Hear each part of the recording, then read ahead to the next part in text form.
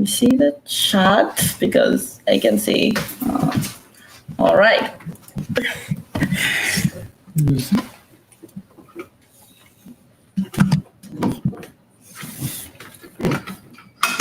Yeah, it's my first time going live, so it's not gonna be like. But next time, it's gonna be good. Okay. Now you can see all. Okay. So welcome to our lab event, where we are going to be talking about the top 10 mistakes language learners make. So just in case you didn't get it yet, we have a workbook that you can print and compute and compete, and that is in this link on your screen, tinyurl.com/ANSAS-live. That's where you can download it and complete it. And that's all of the things that we are going to be talking about today can be found there. Okay, so if we didn't meet yet, I'm Ant. This is me. Let me. And I am. Okay.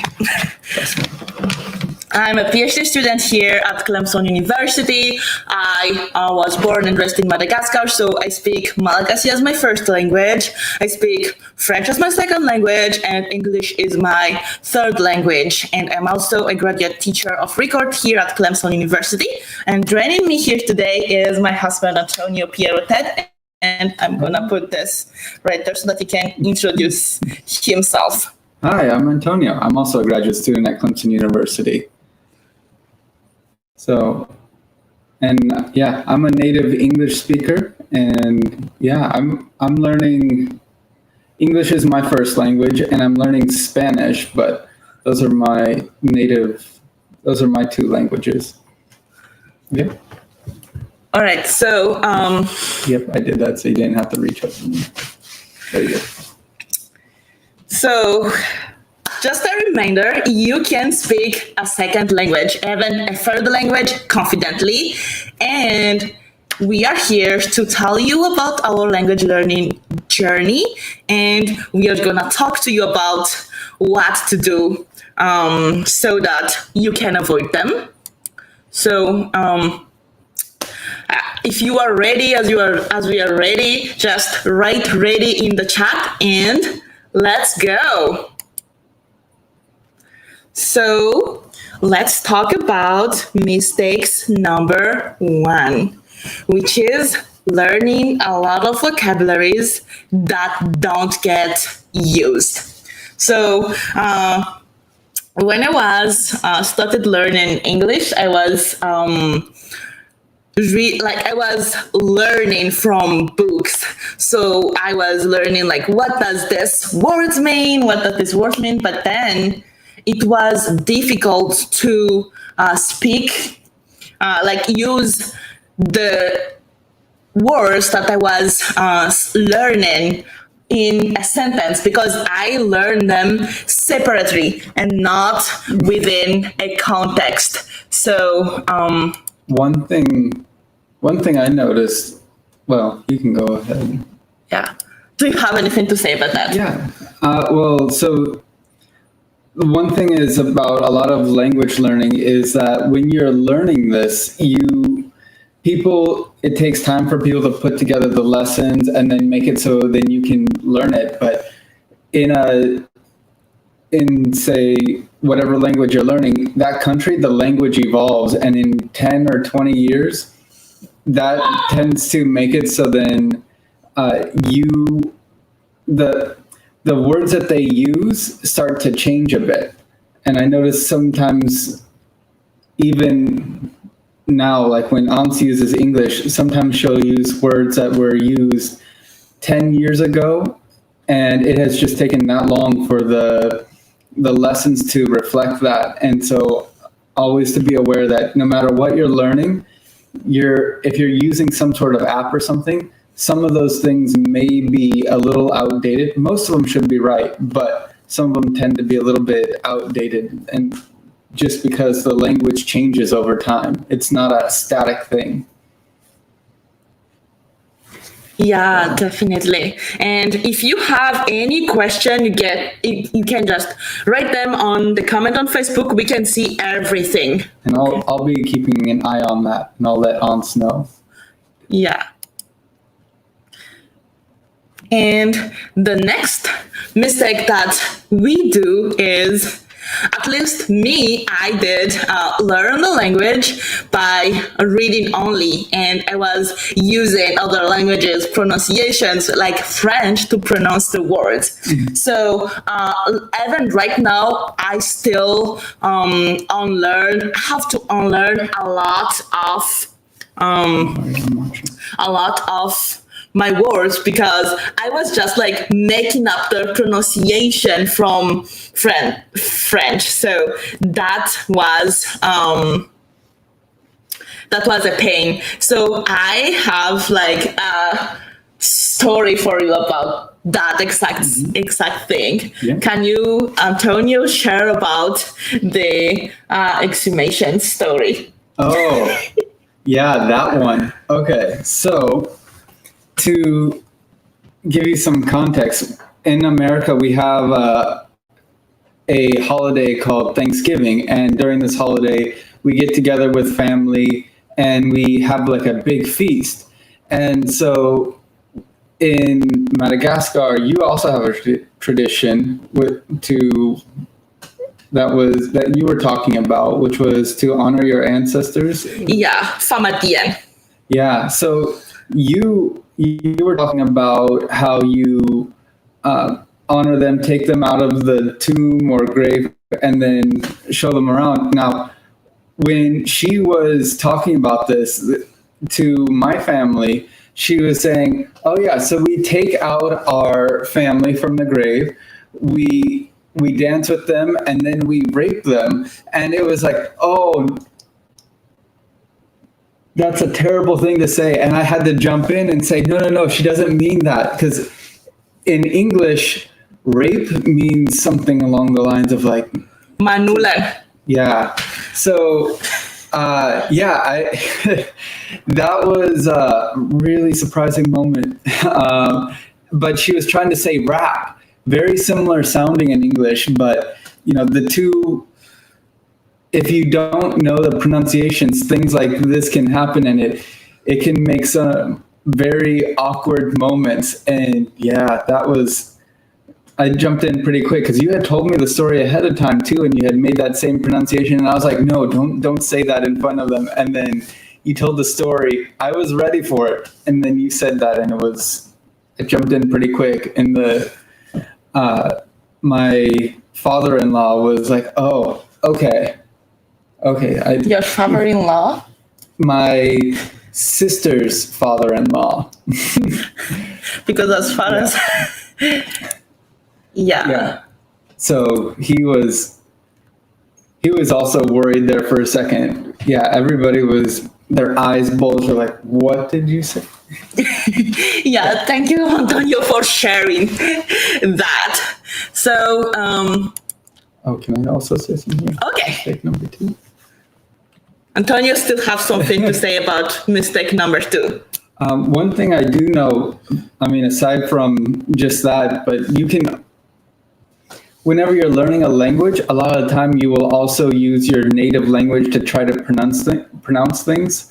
For instance, when you say something like the, you'll pronounce it with sounds and vowels that you already know how to say. But this is each language is different, and they're used to saying their consonants and vowels and things in their own way. So when you say the, sometimes in your native language, teachers will say like, oh, you want to say this, so then they just want to teach you a way that sounds similar enough. But if you really want to get good at the words, you have to actually look at how people pronounce it. And you may have to have someone describe how to say the word. So for instance, when a lot of people will teach it to say as a D, like duh, and and it's very similar to that sound, but instead of where your tongue is back, your tongue is a little bit further back for a D, you would move it forward to like the front of your teeth, at the very tip of your teeth, and you make that same kind of thing, but you're touching your teeth a little bit less than you would for a D, and you'll make the sound the. And so you might have to have somebody tell you how to pronounce things in the language more than just say, this is a close enough thing. And that happens mostly because they are using their own language to use pronunciation on a different language. But that's kind of what makes people hear like thick accents, is that they hear the things like duh instead of the. And there's a lot of things like that that end up making you have what some people will call a thick accent. Yeah, thank you so much, Antonio. Let's go to mistake number 3. So, just a quick question. Does my voice sounds good right now? Is it normal right now? Yeah, let me know in the comment. Yeah, so the next mistake that we are making as a language learner is to think of sentence structures in terms of our own native language. So, for example, when we are talking about an English sentence, for example, and we want to say it, and sometimes we are going to think about like the French way of doing it, and although people might understand, it just sounds like off. Yeah, in French, I know in English, we put all our descriptions beforehand. So we would say something like the red bus. We describe the bus first, and then we say that it's a bus. Yeah, but if you just translate directly words by word from French, you are going to say the bus red, which is weird. Yeah, people will understand you, but they will have to think about what you're saying, and it's kind of it's a little bit of a mental struggle for native speakers, because they're like, wait, what are you trying to say? So that's the same thing that I have to do when I'm speaking Spanish. I have to change how I'm putting all the descriptions. In Spanish, like French, you put all the descriptions after the word. First you say what it is, and then you describe it. But yeah. And now on mistake number 4. So I really love learning languages, but I was not consistent. And what I mean by consistent, it doesn't only mean that like practicing every single day or practicing on the same hour, but I'm also saying practicing with the same app. So I was reading a bunch of different things, and I was staying on the beginner level for a very long time. Because if I watch a YouTube video and then I follow a podcast for beginners, there is no increase in difficulty. Yeah, there is no increase in difficulty. I was just reading and watching different things of the same A2 level. And that's what is also I mean by being consistent. Do you have anything else to add? Yeah, well, one of the things that helped me be really consistent, because on my own, I'm terrible about being consistent. But what helps me a lot is that both me and you were doing Duolingo, and when you were talking about doing Duolingo, you would always get me to do Duolingo in the morning and at night, because that's when you would do it. And we kind of had it like not exactly a competition, but we would keep each other like, in the morning at this time, we'll do Duolingo together. At night at this time, we'll do Duolingo together. And so we would keep each other going by kind of encouraging each other. So that's something that helps out a lot. And also, you can do something like a movie night where you watch a movie in that other language rather than just, having a movie that you would watch in your native language. And that's just so then you can have like, you schedule a time that's like, this is what I'm going to do. You just change your schedule a little bit to look like that. Yeah.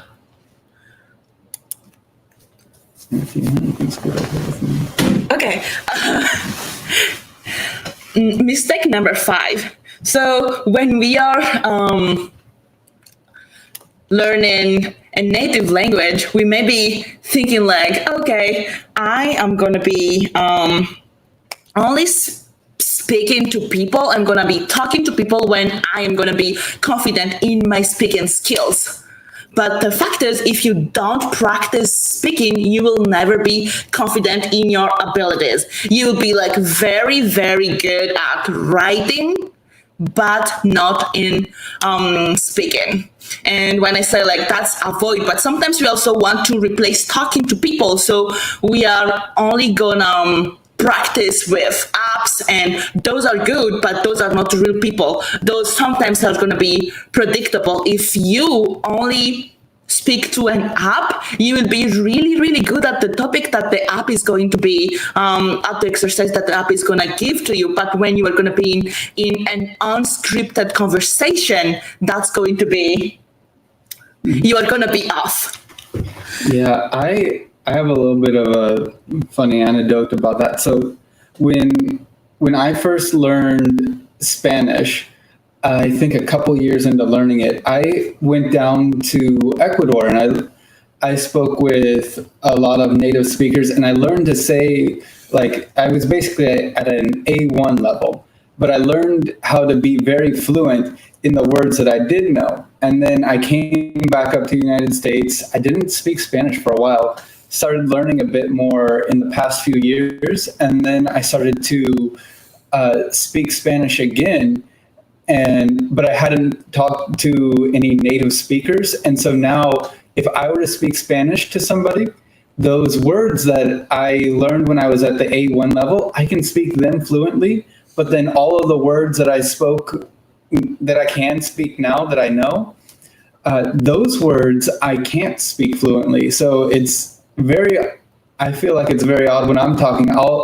I have my grandmother, my abuelita, she will talk to me in Spanish, and whenever I'm talking to her, like we'll say hello and things, and I'm like, "Hola, cómo está, abuelita?" And then as soon as we get into some words that are some of the more recent words that I've learned, I start to stumble over my words, and I can't figure out how to conjugate or things like that. It gets to be a bit of a hassle to try to talk about all of the things that I want to, because all of the new words I have, I don't know how to say them fluently. You kind of have to talk to somebody who's going to keep you talking quickly, so then your brain starts to go, I need to speak this fast. And so you'll learn to put together these sentences much quicker. That's kind of the idea of talking to someone who is native, or at least talking to someone who's going to try to keep you moving through the conversation.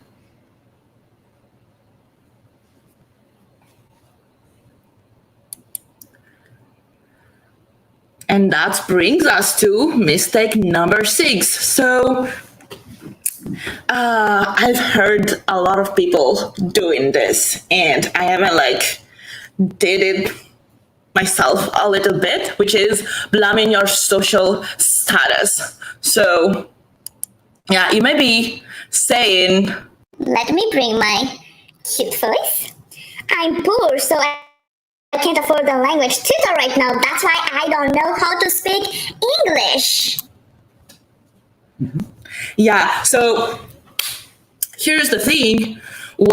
When we have a situation and we have the willingness to learn a language, we can always sit down and brainstorm, how are we going to practice that language, learn that language without breaking the bank. So that is what we have on the workbook that we give you to be that you can download, so you can print it and sit down and actually doing the work and see how can you solve that issue. You may not be able to change your social status right away, but you can start learning the language that you want to learn. You can be better even right now by using the resources that you already have access to. I do not have anything about this. Yeah, privileged. Okay. Mistake number 7. Antonio says that it's kind of similar to mistake number 5, but this is like when you only talk with people that are at the same language level as you. So when you both are at the same level, you both are still like the vocabularies that you guys have are few. So although you can become fluent in the small vocabularies that you already both have, you are not going to progress faster than you should if you are going to be like talking to somebody even just a bit higher than you. It makes a huge difference.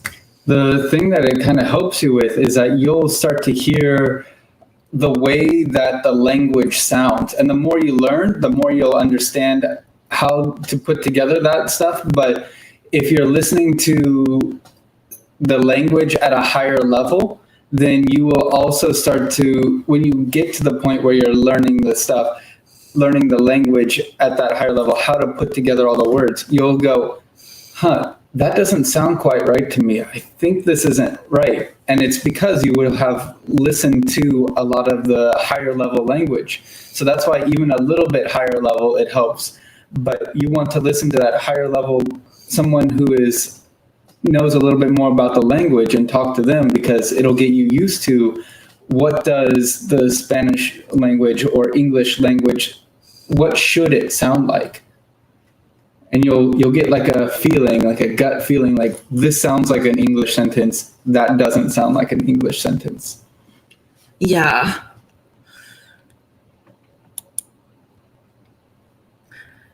And that brings us to mistake number 8, which is my problem when I come here in the US. Yes. Because, okay, so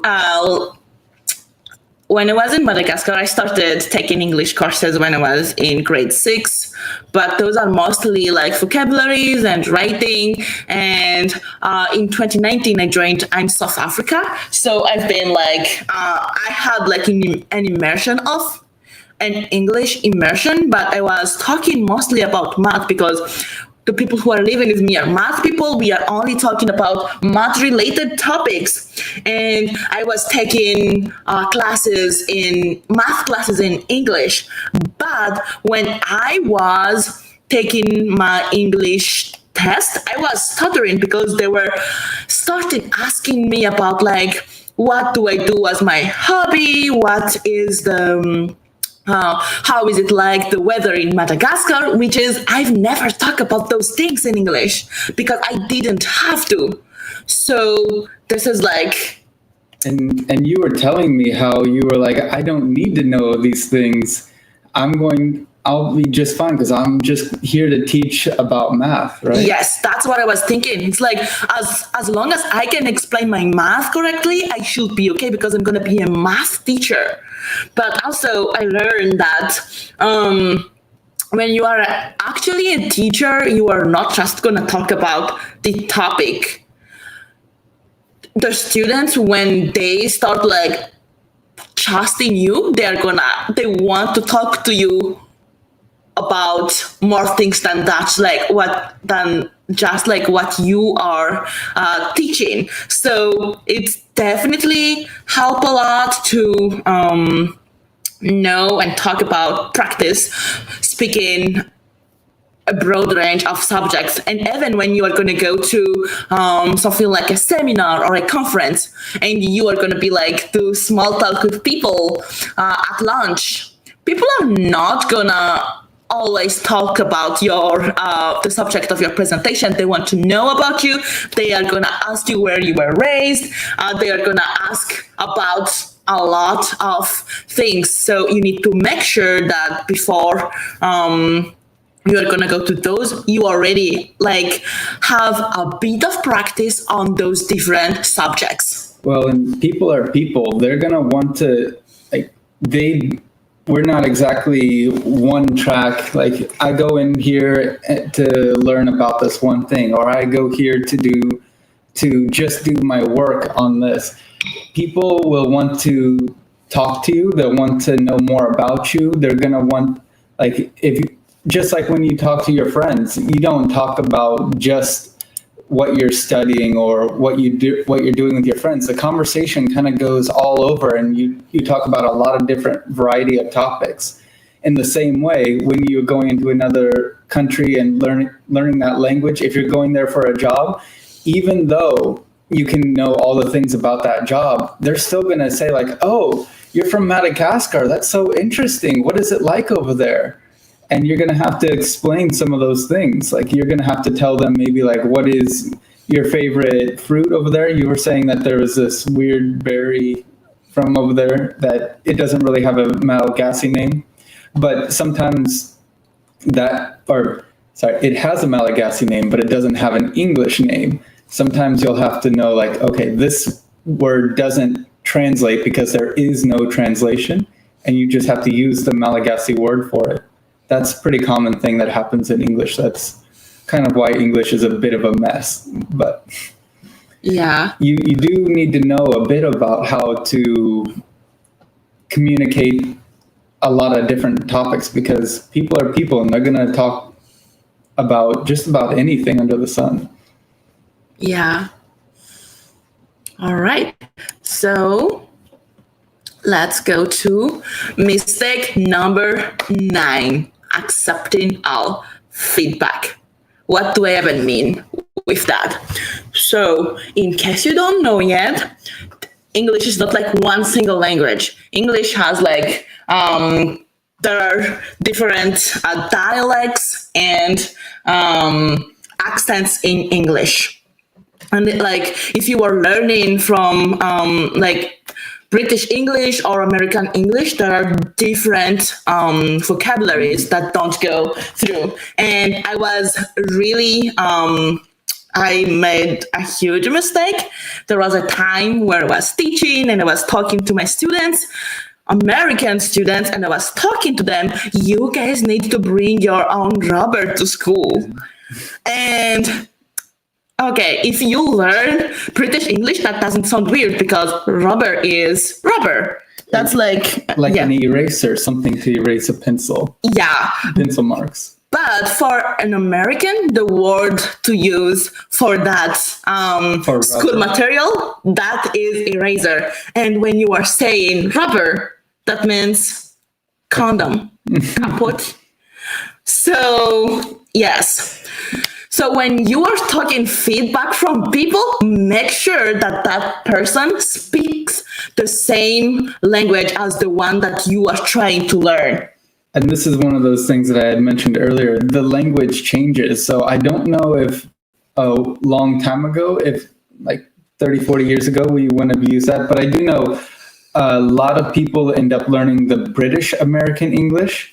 From what I've seen, a lot of people come here and they know the British English, but they don't know the American English, which there isn't that much of a difference, but there are differences like that. And like saying rubber, and people are like, why do you want me to bring a condom to school?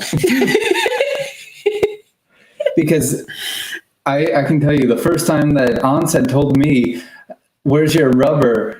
And I had no idea what you were talking about or why that was relevant. And yeah, then you had told me that story about using it with your students. I'm like, oh, they definitely didn't think eraser. Nobody would think an eraser unless they were from Britain or some. And yeah, that was probably, you probably didn't even notice it, but all the students were like, did she just say that?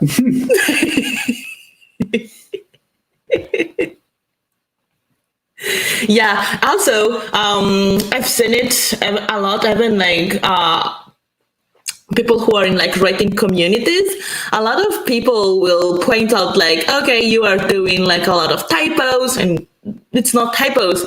The way that you are writing certain words, if you are using British English or American English, are not the same. We spell color differently. Yeah, we write color differently. So if you just accept every feedback from everybody, you are not gonna know what to do anymore. So make sure that you only accept the feedback in that particular dialects of English that you are trying to learn. That kind of thing, that'll come down to when you're actually like in the area or talking to the people in the place that you're going to be. But when you go to a place like that, definitely trust that a native speaker knows what they're talking about their own language. Yeah. You can't really debate somebody who tells somebody that they're speaking English wrong. Even there are some things in English that are correct ways to say. Like a lot of times in English, well, you should be saying you're doing very well, like you're doing a good job. But sometimes we don't say, a lot of people here, they don't say well, they say good. You're doing a good job, which is not proper English. However, that is what most people say here and what is more understandable. So even in our own language, we all know that well is the proper word to use. Very few people actually say it in that way. So it may not even be proper English, but native speakers know the rules that they can break and what is understandable. So that's something to keep in mind, is that a native speaker will break the rules in the correct way. And that is kind of something it goes against what some people think English should be like. This is the way to say things. Like French, I think that you guys French sticks pretty strongly to the rules of how the language is spoken. English we break the rules all the time. And we just throw in new words. And yeah, I think there's even some words now, like, and phrases, idioms, that they didn't exist a few years ago. Like sus means suspicious. For someone to have the sweats means that they're trying really hard, but to do something, it means to have the sweats. And those things may not even exist in the language in another 10 years. These are things that you would never learn in a class, but you could learn from a native English speaker. Or once you're in the area, you'll definitely have to learn. These are things that you would have to learn to become from when you're in the C1 level and trying to go into the C2 level. But there is a lot of those, and you kind of have to keep up with the pop culture in English, which is not true of other languages. Or at least you don't need to in order to speak the language very well. And those things can be by the area too. Like people in the north speak differently than people from the south in America. But okay, so the last mistake that we are going to be telling you, we're going to be talking about here, is mistake number 10, which is not making a study plan or routine. And after we are going to be talking about this story, we are going to actually show you how to make it. We are not just going to be here and like put the blame on you. We are going to be here to guide you and show you what works for us and what you can apply in your own study. And if you still have some questions, just put them in the comment, and we are going to be answering. We can see everything. Hi Malal, hi Minj, hi Famin, hi Tinj, hi Kaz. Yeah, so when we are talking about a study plan, when you don't know what do you want to do, you may be like thinking that, okay, I'm going to be learning a lot of English. And since you didn't have a plan, you may be like doing a lot of learning in a day. And then tomorrow you're not going to do it anymore. Or maybe it becomes like, once you are like warm and like enthusiastic, you are gonna do a lot, but then it's gonna be like turned down until you are like in 3 months or so, you are already gonna be forgetting about what did you say you are gonna do about that language. So a study plan and like committing yourself to do a specific thing every single day, even if you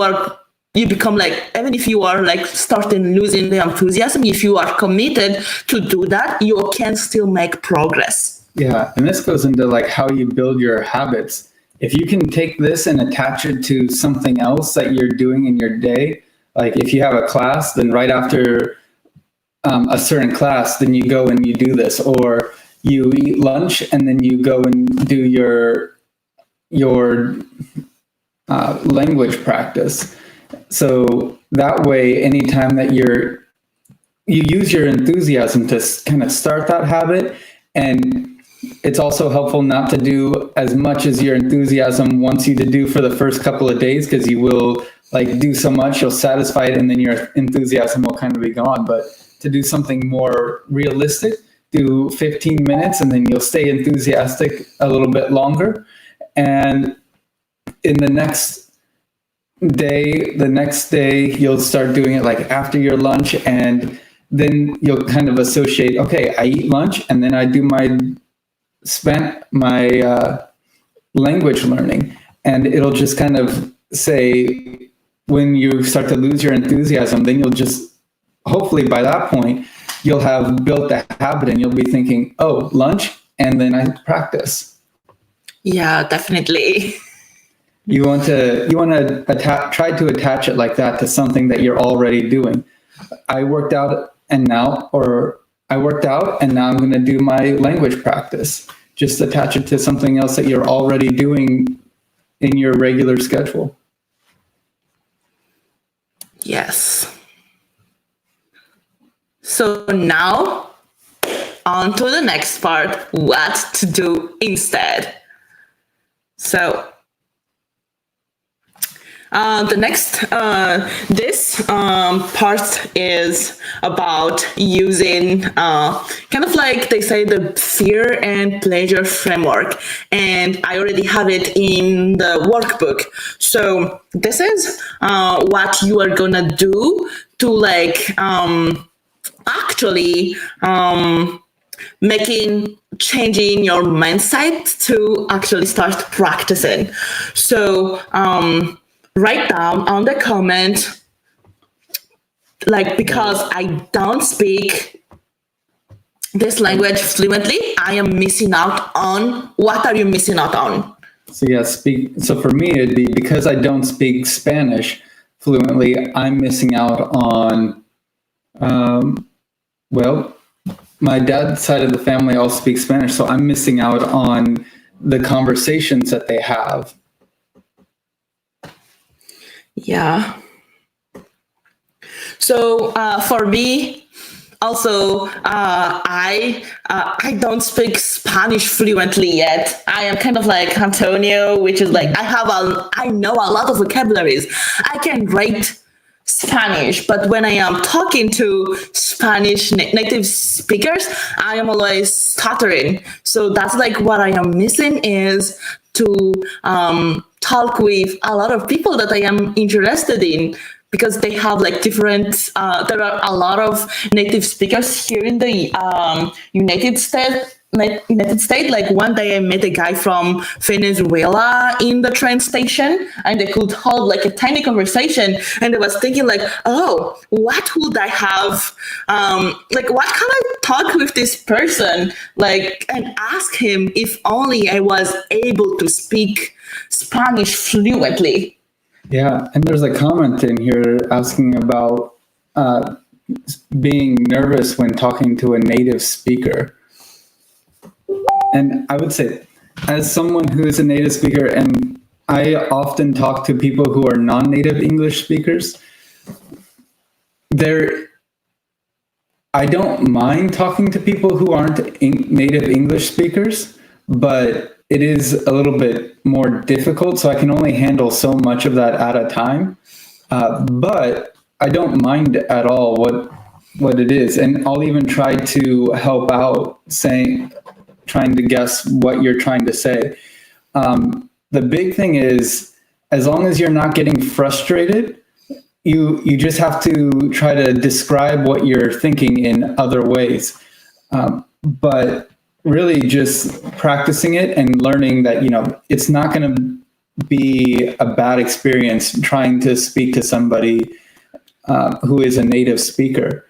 You just kind of have to learn. You're going to have to use, if a native speaker doesn't know what you're talking about, you'll have to describe it in different ways. One thing I notice that Ans will do sometimes is when you don't know something, you'll describe it in the same way over again, thinking that will help me, and it doesn't. And then some frustration builds. But if you can describe it in one way, and if they don't understand it, you can describe it in another way, and then try describing it in a third way. And eventually, there will be enough connection points that the native speaker will be like, oh, I know what you're talking about. This is what you were trying to say. So he also he also asked, yes, it is normally stressful, and it does go away once you get used to it. It's just something like once you realize like this is a normal thing for you to feel, and it's a normal process of learning the language, then it'll start to go away because you'll realize like this is how you learn the language. Yes. I also want to say, if you are like trying to speak to native speakers, what can help a lot is, even if you are speaking like a broken English, if you speak slowly, something that is very difficult for me because I'm not like that, but I see that I've attended different conferences and seminars, and I've seen like people who are like speaking English with a very thick accent, but because they were speaking so slowly, my brain has enough time to process and understand what they were talking about. Yeah, it also helps me when if you have a really thick accent and you're not saying it, or saying things quite correctly, also speaking it slowly helps me as a native speaker because I can figure out, okay, this is the word they were saying, this is what they meant to say here, and I have time to put things together. But if you speak really fast with a thick accent, it makes it so almost nobody can follow what you're saying. But yeah, speaking slowly gives people time to figure out what are the individual words. It helps out a lot. Yeah. And don't speak very loud. Yeah, louder doesn't always help. Yeah. Enunciating can. Yeah. And also, speaking good English is not equals to speaking English fast or speaking any languages fast. Yeah. This is. There's some in India, I believe. They believe that speaking a language well means that you can speak the language fast. The faster you can speak it, the better you can speak it. That's what they believe, but it's not true. I've seen them speaking the language and they will try to say the whole sentence into just like a few seconds. And I listen to it and I'm like, I don't even know what they're saying. I know that those are English syllables and they've all just been put together, but English, it's a rhythmic language. You say it in a very specific rhythm. And so you can pick up on this rhythm as it's being said. And if you break that rhythm, then it's harder for people to understand. So I was just kind of like going along with the rhythm of how I was talking with my hand. Yeah. But you can do that with pretty much anything. You can even start to pick out certain things like how we do inflections throughout the sentence, or how we do inflections in the same word, or things like that. But it's a very rhythmic language. Yeah, definitely true. What was it? We went to English Connection one time, and one of the things that was said in there was there was a movie called Pink Panther. Da da da da da da da da da da da da da da da. And they would, I don't know one of the sentences off the top of my head, but they were giving some examples of people speaking, and you could play these beats in the background, and you could hear that they were saying the sentence in that same rhythm. Yeah. But yeah, we got a little bit off topic, but yeah, those were good questions. Yeah, the next thing that you also need like to write down is how is like your future self once you will be able to speak fluently, like having a vivid image of yourself speaking the language is definitely boost your motivation. Like if I were able to speak fluently, just like sit down and think that you already speak that language fluently, like right now, what doors is open for a lot of people. It's something like scholarships or like opportunity to like volunteering abroad, which is you really need to speak the language fluently because a lot of the native of the country that you are going to visit will not speak your own language. So those would be something that you can list and say, okay, I really, really want to get this thing. So I really, really want to learn this language.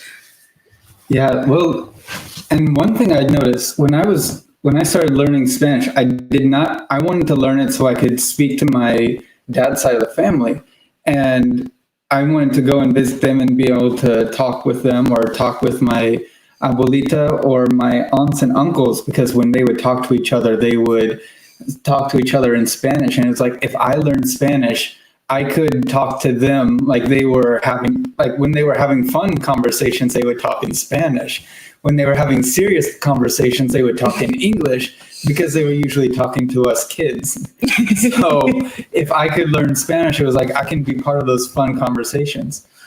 Something I didn't know about speaking Spanish or a different language is that when you learn a different language, you'll notice that there are words that they either use differently or they have two separate words. Like in English, we have one word for. The word for, we use like, hey, this is for you. Or let's see, what is the other? And it's hard for me to think about it in English, but in Spanish, they have por, P-O-R, and para, P-A-R-A. And until I learned Spanish, I didn't really think of the two different uses of the word. And that's kind of a simple example, but it helps you kind of look at your own language and say, oh, these are two different things, two different ideas that I have. And it doesn't sound a lot, but your brain works kind of funny. It'll combine these two ideas that may not actually be the same, and it kind of allows it to separate it and allows you to think about things a little bit more clearly. Por and para was just kind of like the one of the very common ones in Spanish, but there are other words when you learn a language, you'll learn that in this other language, they use two different words to convey what you may have always done with a single word in your language, or vice versa. And you can it allows you to think more broadly, or even better, it allows you to describe things more accurately. So Ans is starting to learn Spanish, and I know Spanish, and so I can use a Spanish word to describe something that I would only be able to vaguely describe. I could more accurately describe it in Spanish because the language is more descriptive for this particular word. Anyway, that's something I didn't expect to do, but that is something, if I were able to speak Spanish more fluently, I would have a better vocabulary, although it may not be English vocabulary. I will be, it helps me think through some of these ideas a little bit easier. Yeah, something that I've learned like very recently is like the difference between adversary and opponent, because in French we use the same word adversaire. So yeah.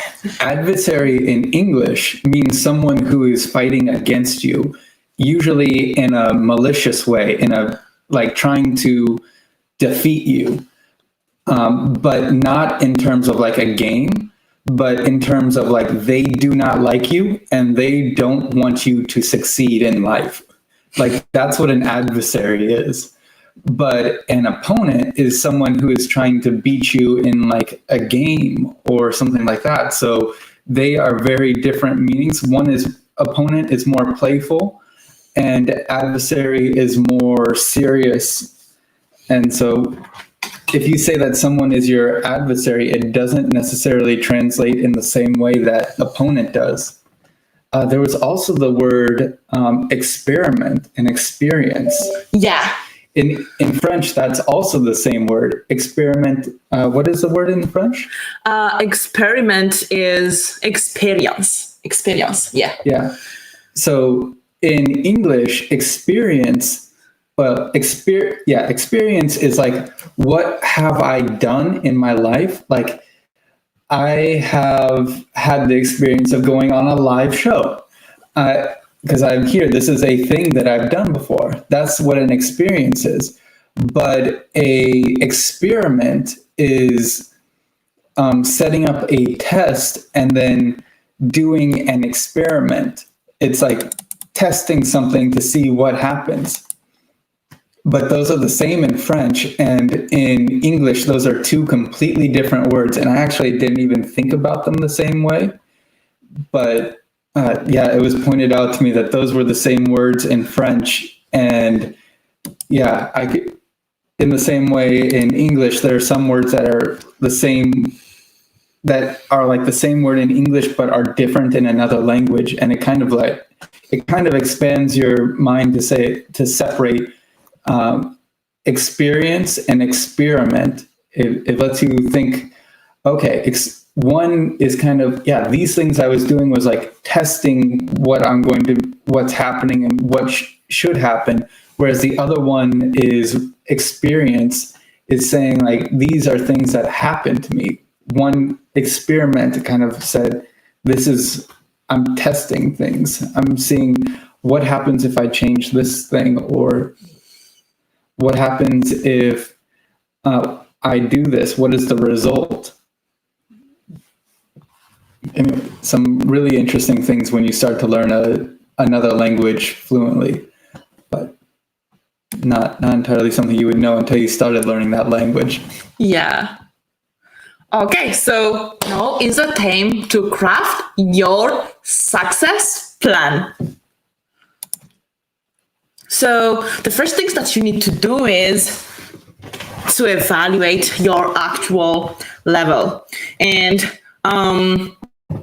to do so, there are already free language tests on the internet for languages like English, Spanish, Chinese, like all of the kind of like the major language. You can do that for free. If you are like trying to learn Malagasy, for example, then you really need a native speaker to actually see your level. So in the workbook, I put different free English tests that you can take. Okay. I can show it here. Let me go through. Okay. I am gonna need to remove this Well, you can. I was just thinking you could head to the slide where you have it, which is just the next slide, I think. No, I don't have it in the next slide. Yeah. So, Well, you have it on here later, and you'll point it out then.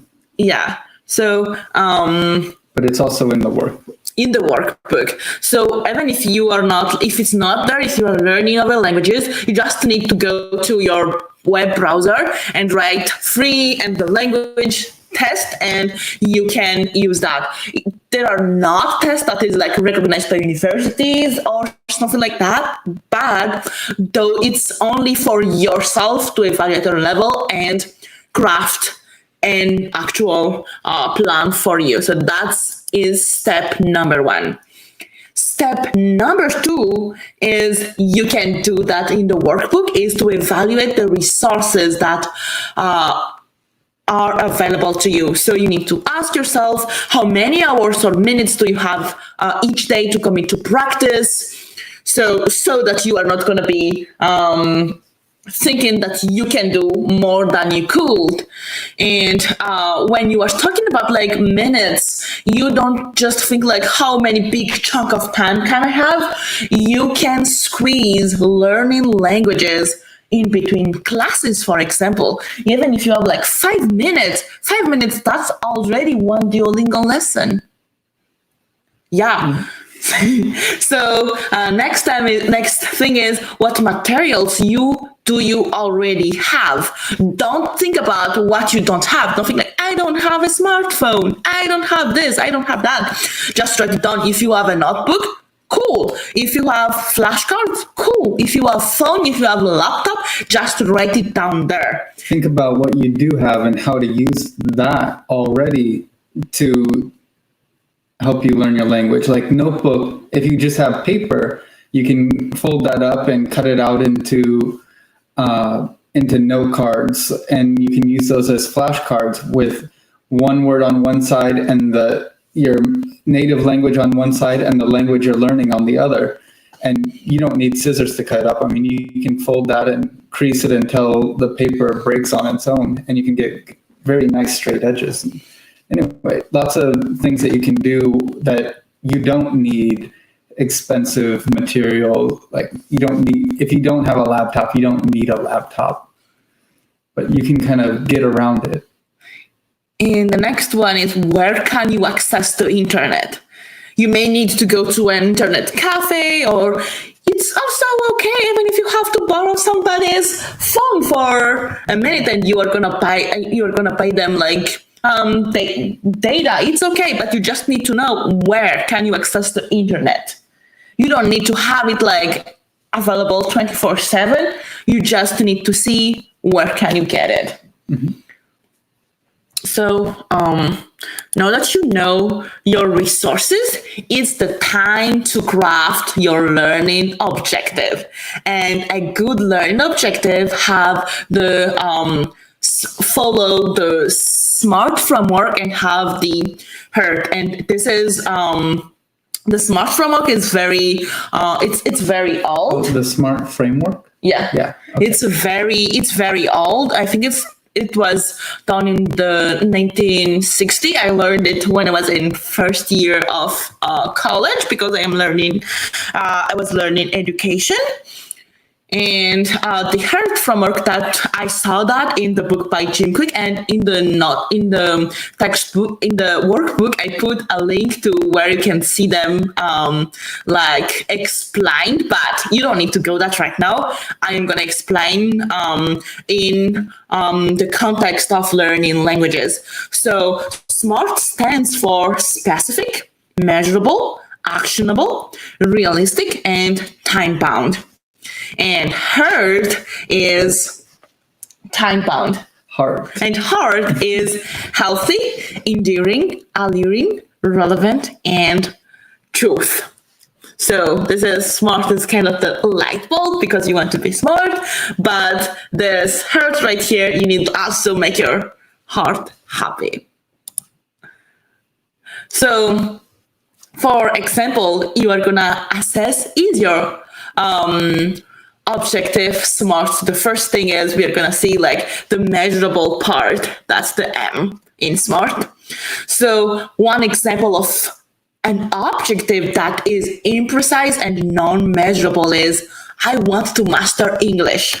If somebody go to me on the street and they say I want to master English, I'm gonna ask them like, what do you even mean? So different things that you want to do require different levels of English. For instance, being able to just talk to a native English speaker, or it's a little bit more than being able to navigate in an English speaking country, but being able to write in English may be a little bit more than that. And being able to teach is even more than that. And then being able to be considered like a U.S. citizen, like so people don't doubt it. That is an extremely high level. That's C2 level. But different things that you want to do may require different levels of mastery.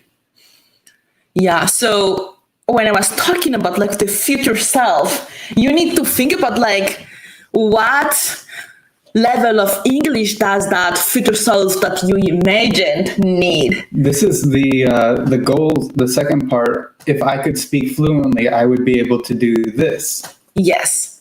You can look at that and you can get an idea of like, this is how much English I would need to know in order to do this task. Yeah, because you really need to know like where is the finish line. This is a marathon, but you need to know where is the finish line for you to know like, did I get it or not, and when I'm gonna get it. So an example of a specific and measurable objective will be, I want to be able to get a score of 8.5 on the IELTS test. Like that's very specific. You want, and it's very measurable. Like it's measurable because you need like you have a score that you are aiming for, and it's specific because for you to get that 8.5 score on on the IELTS test, there are already requirements about what does it look like, what does that level mean. They have like, okay, you should be this good in reading, you should be able to do this, you should have this specific level on speaking, so this is a good objective. Yeah.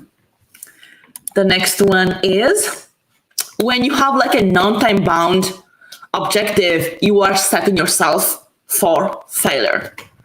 So when you say, I'm going to speak English like a native speaker one day, that is like a red flag. You are not going to. Even without the one day, I'm going to speak English like a native speaker. That's also not time bound. Saying just having the word day in there doesn't make it time bound. Yeah. But a time bound will be, by this month next year, I will be able to get a score of 8.5 on the IELTS. So that means if you write that down, next time, like you can go in a month, in 2 months, 6 months, 9 months, you can look at that. Am I there yet? It helps a little bit with, I have a tendency to procrastinate. And so if I give myself like, okay, this is where I plan on being by the end of the month, then I know I have to achieve that by the end of the month. And if it's in 1 year, then I can start to say, okay, in 12 months, this is where I'm going to be. And this is about how much I should get through every month. And it makes it so then if you have that year-long goal, like something like by the time I graduate, I want to be able to do this, then you can see like, okay, this is how much I'm going to have to learn each month. And then you can even break it down. This is what I'm going to have to learn each week. It's a little bit easier with something with Duolingo or something else that has milestones that say like you've reached this point, and you can get an idea of like, does this seem, well, this is about to get to the next one. Does it seem realistic? Oh, we're in the A. It will the R in SMART, realistic, but we'll get back to that. Yeah, so when we're talking about actionable goal, an example of an unactionable goal would be, I'm going to manage to speak English like a native speaker somewhere next year, or something like, I'm going to impress my native speaker classmates. Like, your goal needs to be tied to something that you yourself can do, and not something that is tied to what other people are gonna think or feel. Those are not something that you cannot do. So Yeah. Also, you can't expect to impress somebody by just one conversation. Because to impress somebody, you usually have to show progress. So you talk to them and then come back a few months later and then talk to them again. That's usually something that would be like, if you learned a lot in between those times, then that could impress them. Most people, when you meet for the first time, you don't really impress right off the bat, because a native English speaker, they'll have already spoken the language, and the first time that they hear you, they'll just hear like, oh, this is just how well that person knows the language. So just going into and meeting a new person saying like, oh, and they're going to be so impressed by my English skills, that doesn't happen. They're just going to say, okay, this is a person that speaks English. Although sometimes if they don't, I am a little bit impressed by people who they are not a native speaker, but then when they talk to me, they have no accent. That's very rare. Usually those kinds of people, they grew up watching, there was the one student, Chen, who he spoke just like a native English speaker. And I thought he was a native English speaker until he said, no, I grew up in China. And he said, yeah, I just watched a lot of American movies, and so that's how I learned. And he was speaking just like a normal person of Chinese heritage, but grew up in America. And I was like, wow, you have no accent whatsoever. I was really impressed by that the first time, but that's mostly because like that was not his native language, and he must have watched a lot of movies, because he spoke very fluently. It actually threw me off. It confused me sometimes when I was talking to him, because because he spoke so much like a native English speaker, I spoke to him like a native English speaker, and I would use idioms. Like, it threw me off. That is something that I wouldn't expect people to understand. But if you're not a native English speaker, you wouldn't understand that. And I would use these things, and sometimes he would get confused and he'd be like, what did you just say there? And I was like, you speak English. And that it's interesting speaking to him, because it's as if somebody knows perfect English but also doesn't know the idioms. It was a very strange experience. It was something I didn't. Anyway, he was a person who impressed me by how well he pronounced the language. Pronunciation is one of the hardest things to do if you're not a native speaker. But yeah. Anyway, that was just on impressions. An actionable goal would be, I will learn English by watching a movie in English for an hour every single day. So that's like something that you are gonna do. And that can be that is like a smart objective, because you are going to you can act on it. And it depends only on you. And with watching these English videos, it can help out a lot to watch these videos and try to record or copy what they're saying exactly. It can also help out a lot if you watch videos that describe how to make those pronunciations, because those are going to be the things that when people see what you're saying, even if you know the language very well, a lot of people in the native language will judge how well you speak the language just by how you sound, not necessarily how you put together the words to make sentences and things like that, but how do you sound when you say them? If you can pronounce the language very well, generally many English speakers are much more willing to listen to what you have to say and correct any of the other things that you say in English just by having good pronunciation. So that when I'm practicing a language, when I'm practicing Spanish, that's one thing that I focus a lot on, is making sure my pronunciation is correct. So when you're watching language, watch videos like that, not something that would be actionable. I will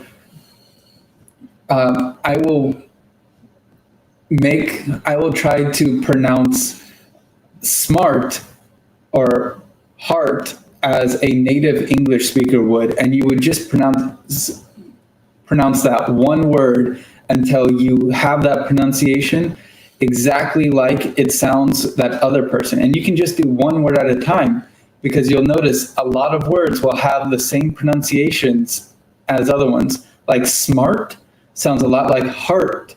And so once you learn something like smart, you can then say, oh, heart, that's just like the word smart. And so it can actually make it so it's a bit easier to learn more words, something that is actionable. Learn one word every day, how to pronounce one word exactly like a native speaker every day.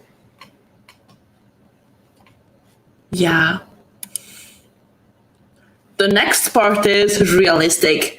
So remember when I asked you to see what resources do you have, how much time do you have, what are the materials that you have, like if you can, where can you have access internet? Those are, you need to take those into account when you are going to be making a realistic goal. So a non-realistic goal would be, I will learn a new language every month. You can't.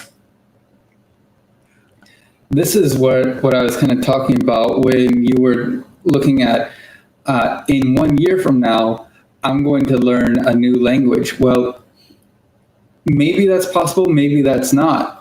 But what you can do is like, okay, if this is a new language, you break it into, this is how much I'm going to have to learn every month. This is how much I'm going to have to learn every week. You can start practicing that new language, and you can see after 1 week or 1 month, is this an actual realistic goal, or am I trying to do too much? One thing that I know Ans does is she tends to make a little bit unrealistic goals by saying, I'm going to post a video every week. And we had to sit down and talk about like, okay, it takes you this long to make a video. This is how many hours you put into it. This is how many free hours you have. And there was a big mismatch. You had something like, it was going to take you 16 hours a day in order to put out a video that you wanted to do. And you had maybe 8 hours a week or something. And it was like, this is not a realistic goal. So that's why the things with milestones are very helpful, because they can help you say like, this is how much progress you made. And you can get an idea in a short amount of time. Like, this is how much I get done in a week, and then see how much that builds into after a year, and see, is this a realistic goal? Or do I have to say like, okay, I can't learn this language in a year, maybe 3 years? And try to make it more realistic. That's good to do the first few times while you're still trying to figure out how fast are you going to learn a language. Yeah, so for our case, we committed to practice. Committed. Yeah. We committed to do Duolingo for 15 minutes twice a day. 1 in the morning, after between 6 and 12, and 1 after 6, because of the boost. Yeah, and we also, let's see, in the morning, so every day, we drop our kid off at school, and then we would go to school, and once we're at school, that's when we do our Duolingo practice. And then we come after all the day happens, we eat dinner, and then right after dinner, we do our Duolingo practice again. And so we're doing that practice, making sure it happens at those times. Once we arrive at school in the morning, and once again at night after we eat dinner. And like those are our two things that, we're always going to go to school. And so we can make sure to always do the 15 minutes then. Sometimes I at least feel a lot of pressure to do other things. And sometimes I'll shorten that up, but I try to keep that to a minimum. But I also am not very good about, things that I do for as personal goals like these. I'm not as good about making sure I have the time for those. So those tend to be a little bit harder for me. But you keep me a little bit more honest about those. And now, does your objective have heart? So the first thing is healthy. When you are setting up that objective of yours, you need to go and ask, will you still have time to do what you love doing and what you need to do? If you say that you were gonna do practice for 4 hours every day, you may not have time to go to the gym or do something fun, and that's what leads to burnout. This was when you were trying to do the videos. I mean, these have more applications than just talking about what you're going to do in terms of a language. But when you were trying to do these videos, and you were getting very upset that you weren't posting enough videos, and I could tell you were getting burned out. This was the first thing that I noticed where I was like, we have to have a talk about this. You don't want all of your time to be consumed, because you'll see other people being able to do things and they have other advantages. For instance, for a language, they may be living in a place where they already speak English. And so they're practicing English every day, every minute, just by talking with the people who already are native English speakers in their area. So they're going to learn more than what you would be able to do if you were learning English in Madagascar, because it just is that people in Madagascar don't speak English all the time. When you talk to your friends, you're not talking to them in English.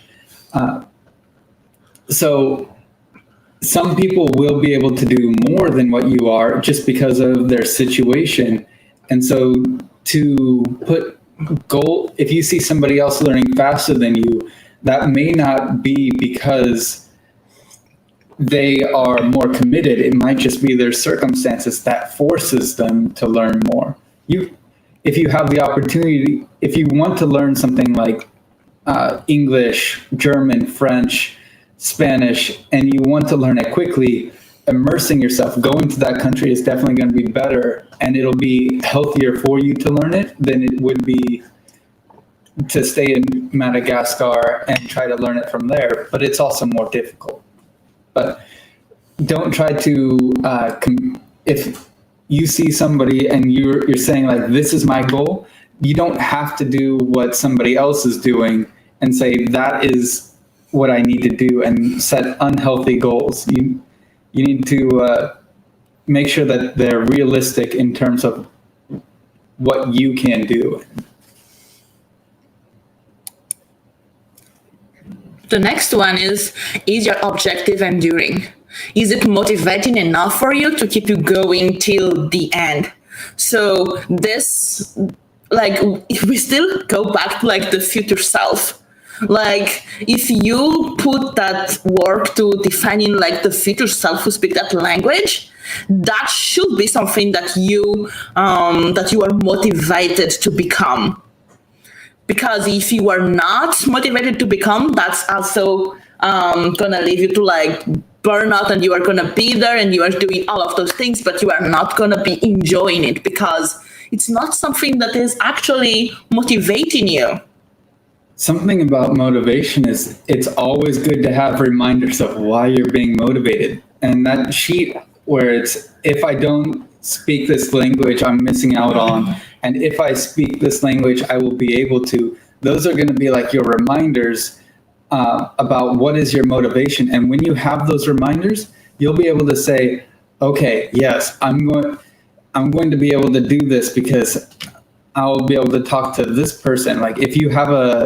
If you know someone who speaks the language, if you already know somebody who speaks English, you can go to them and say, you can just speak to them in English. Like a native English speaker will love to speak in their native language. So you can go to them and you can speak in English, and you can try to see how far you can carry the conversation. Also, if you're in Madagascar or in France and you're trying to learn English or something like that, then it may end up being that you're trying to speak to them in English, and then they're trying to learn Malagasy, and they're speaking to you in Malagasy, which is completely fine. You can speak to them in English, and then they'll speak to you in Malagasy, and you're kind of helping each other speak in each other's language. In English, or in America, just south of us, we have Mexico. And so we have on the border of the United States and Mexico, we have what's called Spanglish. It's where people kind of do that same kind of thing, but it's transformed into this thing where it's both Spanish and English combined together into one language, because people do this in order to figure out how to communicate in the other language. So you get people who will speak in English, switch to Spanish, switch to English, all within one sentence. And that is also something that I actually get a little bit impressed by, people who speak Spanglish, because they can speak English without an accent, they can speak Spanish without an accent, and then they can switch between the two, and they can speak English without accent, Spanish, and English without accent. And the entire thing is just like, wow, I can't believe how fast I can change from one language to another and back again. That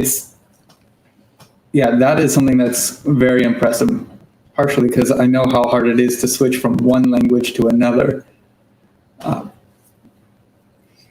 But being able to talk to, if you have somebody that speaks a language, seeing them and saying, like, I'm going to be able to talk to them, that's going to be your motivation. You want your motivation, whatever that is, if you can, have it throughout your day, reminders of your motivation. And you can say, this is why. Even better if your motivation makes you talk in the native language. Like if there's an English person, an English speaker, then you can go up to them and speak in English for a little bit.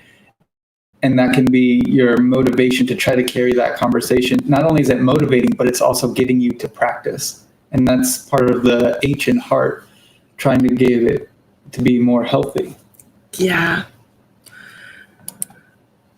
The next one is, Alirin, are you excited about it?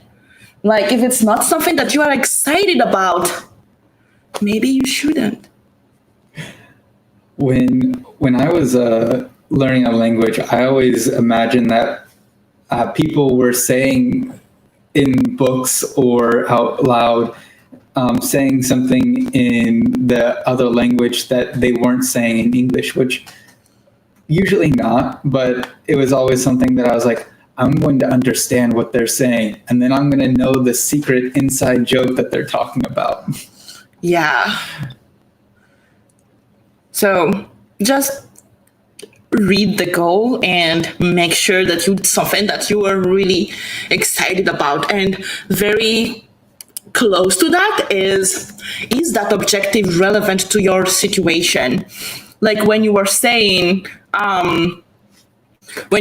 that you were gonna learn practice learning for 4 hours a day. Like, is it relevant? Is that what you should be doing right now? Sometimes maybe you are still trying to finish your thesis, and that may be what you should prioritize, because if you get a degree, then you can get a job.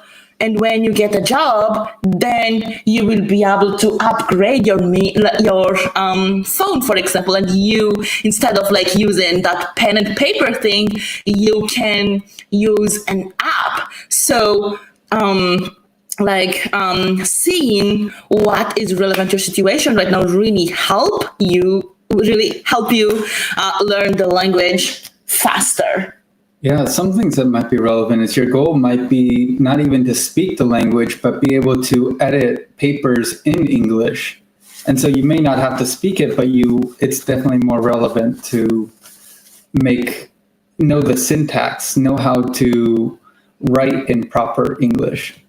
Yeah. So in that case, speaking the language, knowing the pronunciation may not be relevant, but knowing how to where to put punctuation, what to capitalize, how things are spoken properly is much more relevant to what you need to know for your goal. Definitely. And the last thing is truth. Do you really, really want to achieve this goal? It may be something that is still exciting, it may still be relevant, but do you really want it? And is that the language that you want to learn? Or is just like other people in your life are saying that this language is good and you are just gonna do it to please them? Because if it's not what you truly want, inside of you, you're still gonna feel like an emptiness and you will not be fulfilled even if you achieve that goal, because that was not your goal to begin with. With learning Spanish, one of the things that I wanted to do when I was first learning it, not only talk to my family, but I figured the other thing is I want to be able to go to as many places as I can and be understood and independent there. Turns out most places speak English, so that I already knew English, so that was one language I was like, all right, I know the most common language, English. But the second most common language, I think, was Chinese, which is very drastically different than English. And so I kind of said, I know that's the next most common, but that's largely because there's a lot of people in China. And also it is very difficult for an English speaker to learn Chinese. The way that they speak is drastically different. So I said, okay, not Chinese. The next one is actually Spanish, the next most common. And so that became, while I was learning Spanish already for my family, that kind of became like, oh, this is a really good secondary goal. You go to a country that speaks Spanish, not everybody speaks, like a decent amount of people speak English, but there's also some people who don't speak English, my native language. So when I go there, I want to know Spanish to be able to communicate with those people. A lot of those people tend to be like the street vendors and things like that. I wouldn't be able to bargain. I would just have, they were talking about, yeah, when an American goes into the store, they just point to this and be like, this one, eso. And other people, and they would like hold up a calculator and they would say like, they would just type in a number and they would say, that would be like them showing the price for the item. And then you would hand over the calculator and then they would type in a price. And then it would be like, you would use the calculator to barter and say the number. But if you knew the language, it would be much easier to communicate. You would be able to do a lot better. But that was something that I realized that kind of became a goal, something that motivated me to learn the Spanish language. But that was also after I started to learn it. I had a different, now I have two strong motivations to do it. So now it's your turn to craft your learning objective. And I see 3 people are watching on Facebook. So can you drop on the comments like a draft of your goal? I will appreciate that.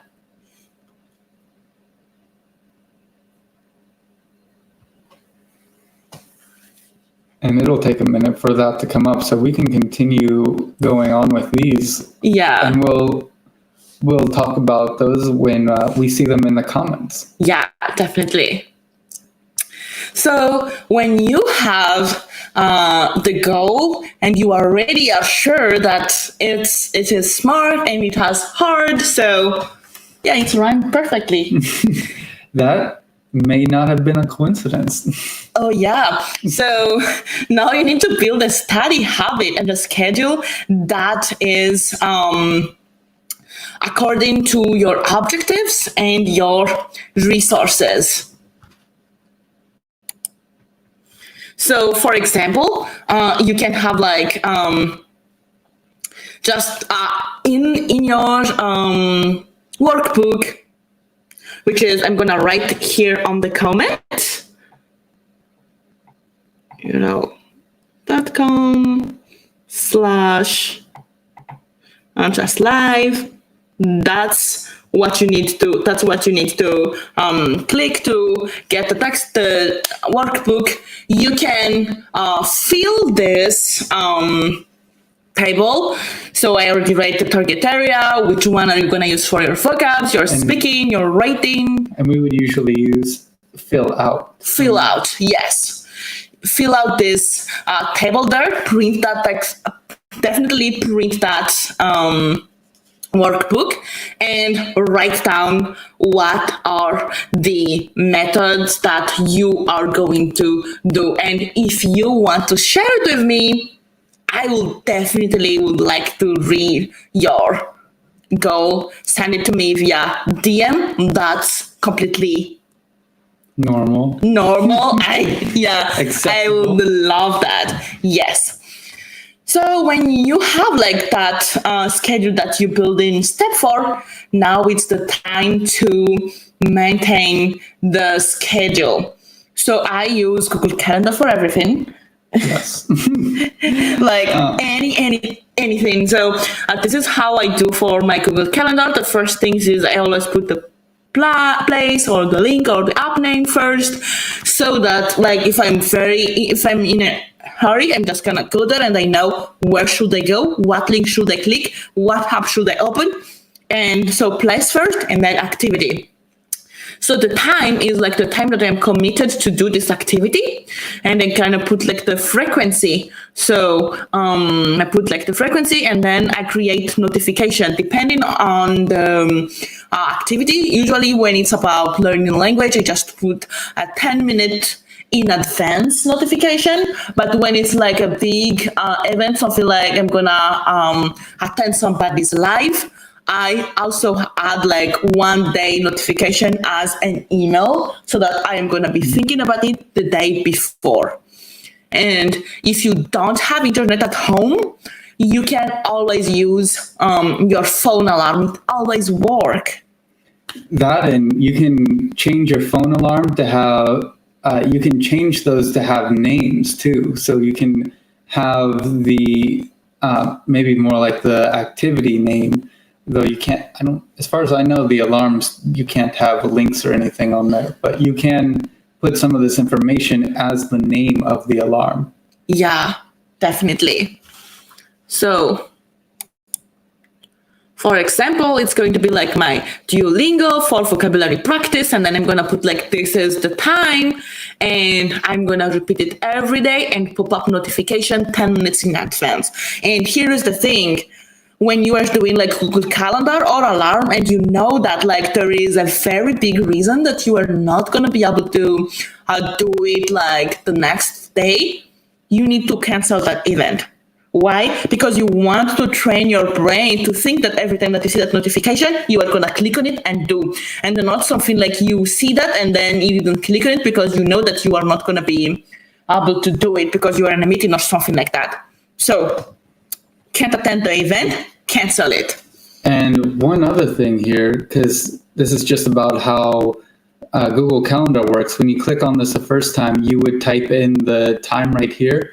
And this part right here that says doesn't repeat, you would click on that, and then it would say like Sunday, Monday, Tuesday, Wednesday, Thursday, Friday, Saturday, and you would click on the days to have it repeat every day. And you can even have it go for like the next 3 months, or have it repeat until a certain date. And so there's a lot of options you can do with a Google Calendar. Similar to, you can do it with an alarm clock too. It just takes a little bit more work. Yeah, and you can also add guests. Yeah. So if you're doing it with somebody, like we do Duolingo together, and so she has us on here, and she adds me as a guest to that Duolingo. Yes. So we both got the notifications.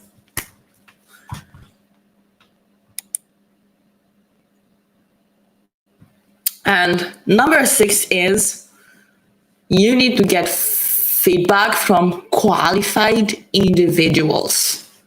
Doesn't mean that they have to have a degree. Yes, definitely. Qualified means they speak the language that you want to learn better than you. And they're actually speaking the exact like dialects. This would be almost like a mentor, right? Yes. So you can ask yourself like what kind of like what online or in-person language clubs can you join right now? I know that Mamelasu High School, they have an online language club that is on Messenger. So they are using voice message to communicate. And I think that's a really good one, but there may be also some in-person event that is near you. And that's very good way to get feedback from the mentors, but also see other people that are like in the same level as you. And that's very empowering. And we used to go to English Connections. And there are like some native speakers like Antonio who would be like helping people. Yeah, there were a couple of native speakers that would go there, but mostly people who just transferred into the school from a different country, and the teacher would be there, and they would tell us. The teacher would tell us about popular culture, things that we talk about a lot in the United States. For instance, in Madagascar, you guys talk a lot more about like the unexplained being like witches and witchcraft. In America, the unexplained tends to be more like UFOs and mythical creatures, but not witchcraft. So for instance, one of the mythical creatures that we talk about here is Sasquatch, which is this big, furry man. It's kind of like a man the size of a bear and covered in fur. If you look online for the word Sasquatch, and maybe you can type that into the comments, but if you look... Let me see. Oh yeah, it's not a word that Ans knows how to... That's it's just gonna be... okay. Yeah, so this is something that's just a... I did it right though. Yeah. So Okay, this is something that's more like in the native language, and that we would talk about in these things where you can learn about, what will be spoken in English. Maybe you just, here, I can type it over here. Yes. Excuse me. Oh, close. Yes.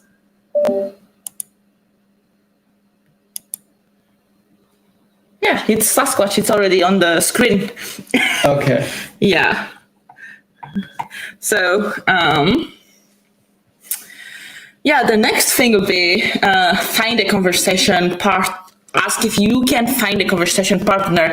And one of the things that I really, really want to talk to people is don't ask a person who is with the same level as you to be a conversation partner. That's a totally bad idea. A conversation partner has to be someone that is better at that language than you do. Somebody who can provide meaningful and true feedback. It's better to not have a conversation partner than have a wrong one. You can have like a study buddy, which is going to be the guy who is gonna watch movies with you, but you guys are gonna watch movies and you guys gonna practice together, but don't correct each other. A conversation partner, if having them be more advanced than you, they will not avoid certain topics. For instance, when she came here, didn't know how to talk about like a lot of the holidays or weather events. Like, you still refer to things as cyclones, but here in America we would refer to them as hurricanes and tropical storms. But a conversation partner, if you guys both speak English at the same level or the language at the same level, you're going to both avoid difficult topics to talk about because you both don't know how to do that. And it's hard to ask questions about things that you don't know how to say. So a conversation partner is going to be able to ask you those words, and they're going to be able to say, steer the conversation, and they're going to be able to push you to say talk about things that you wouldn't normally say. Because as far as a native speaker goes, they're not going to have any of these restrictions either. So you're going to have to know how to do these one way or the other. It's just, are you going to be prepared? And so this conversation partner, you want them to know more so they can help you get to that next level of preparation. Yeah, and I already read about this, but you can't ask somebody randomly on the street to be your conversation partner. Usually conversation partner are from like volunteer for some organization. So Better Tomorrow Global, they have that programs. I don't know if it's still going on. I see it's still going on for someplace like Tuamasin, where native speakers from all around the world volunteer through them, and they take like a very few students. So conversation partners, they are volunteer, they are not getting paid to do that, and they also only volunteer for that specific organization, and they will only be able to get like maybe 1 or 2 students or learner at the same time. And you don't ask people to be your free conversation partner. If you want to, you can hire an English tutor, like that's okay, but you just don't ask to be a conversation partner because it's a very big time commitment, and it needs to be something that they are volunteering to do. Yeah, it would be like, I don't know what you had to do. You had a conversation partner for a little bit. From the school. Yeah, but that was for a couple hours a week? 1 hour a week. 1 hour a week? Yeah, which it doesn't sound like a lot, but I know that they had to come up with questions and figure out what they would talk to you about. They would go to, I think they would take you to coffee or something. Yeah, they have, the school gives them like the list of topic that we need to talk about, but they are free to bring me like wherever cool places that she went to bring me. That was really fun. Yeah. Yeah, but those are volunteers. Yeah. And the next one is which one of my friends are more advanced speakers. And as I say, don't ask them to be your conversation partner, but ask them to correct you when you are speaking. So it's like, just say, I am learning a language right now and I want to practice it. But if you catch me doing something incorrect, just tell me. I did that when I was preparing for my FAST test. I told my advisor, who is a native speaker, and I told my academic sibling, who is also a native speaker, I just say, hey, I'm preparing for the FAST test, and it's very important for me to be able to keep my teaching assistantship here. Can you just correct me every time that I do wrong? And you also have me. Yeah. You asked me a long time ago too to correct your, and that's why every once in a while, when you mispronounce a word, then I will say this word. Like when you said heart, I corrected that one. And as you see, this is a live. This is not scripted, and you see me doing some mistakes sometimes, but you can still understand me. So yeah, don't be afraid of like stumbling or making mistakes. Just speak. The more you speak, the more people can catch your mistakes and the more they can correct you. Yeah, when you first came here and you really didn't want to speak very much at all, like someone would ask you a question and then you would just go, and then you might say half a sentence and then wait a little bit and say another half a sentence while you were thinking of the words. But yeah, as you learn English and talk to other native speakers and someone else, they'll push you to get that, to think of the words more quickly and more fluently. And those people can hopefully also help you correct anything that you were saying in English. Because I know you learned to read English and then use your native language to pronounce them. And the rules are very random for English as far as pronunciation. Yeah. And two words can be written the exact same way, but pronounced in very different ways. And so you kind of have to pick it up from context about what is being said. But if it was spoken, you would be able to get a better idea. Anyway, there's also a lot of words that you would be pronouncing differently. It's very, very helpful to get an idea of like, okay, these words I'm not pronouncing correctly. And that's what people who speak the language more, especially a native speaker, will be able to pick up on very easily. Even being more advanced, they may not be able to pick up on some of these mispronunciations. Yeah. For instance, you can't help your son Fanambi pronounce a lot of English because you make the same mispronunciations that he does. Yeah, so definitely. But I can hear those mispronunciations and I have to jump in on the conversation. But okay, you guys need to stop talking. This is how you say this. Yeah, definitely. So number 7 is you can also get feedback from professional apps and challenge yourself. So I have been using Hilsa for a very long time. There are also a year, maybe 2 years. A year and a half. You've been here for a little over 2 years. But. Yeah. So I use Elsa, but there are also other languages that can give you feedback. I didn't try them, but they have like free trials, so you don't lose anything if you are gonna be doing those. And a lot of those ones where they're speech analyzers, audio quality when they do speech analyzing is not always the best. So you may still be pronouncing it correctly, or maybe not, but they're the next best thing to a native speaker.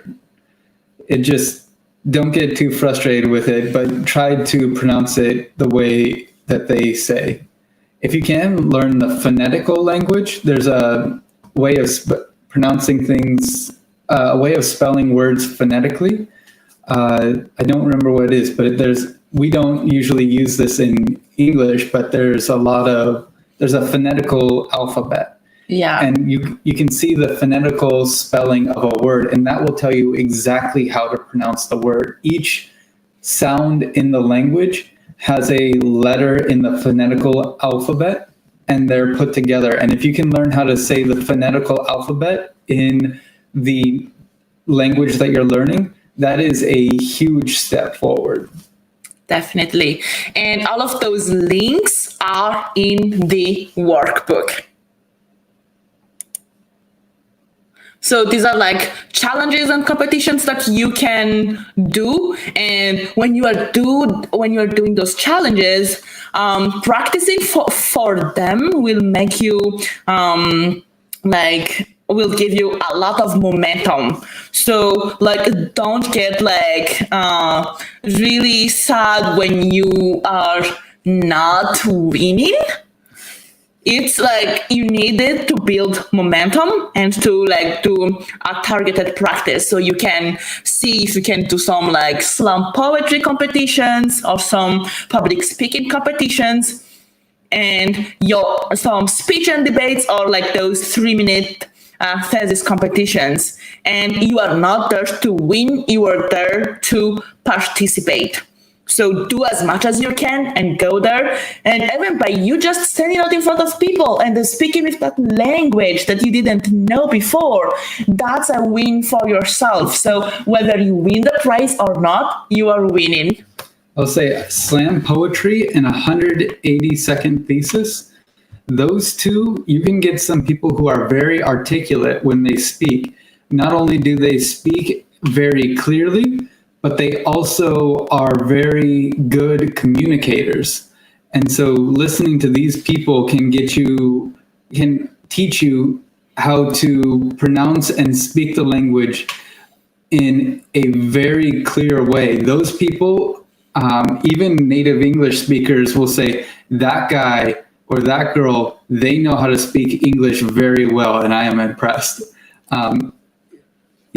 A native English speaker can be impressed by how well another native English speaker speaks. And that happens a lot in these things like slam poetry and 180-second thesis, because people put the time and effort into being very articulate. Yeah. Those are ones that even I can tell they're native speakers, but then I am still impressed by how well they speak. Definitely. So even if you're not just talking in them, even just listening to those is still a huge help. Yeah, there is there is a Facebook page that I really love to listen to her poetry. So I'm just gonna write this here, and I'm gonna put the name on the Button Poetry. Yeah, it's Button Poetry. It's really good. This is the name. They have both a Facebook page and a YouTube page.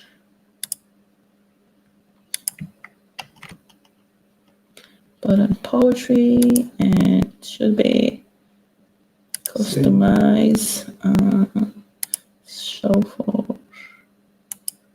30 seconds, timer off, set and show.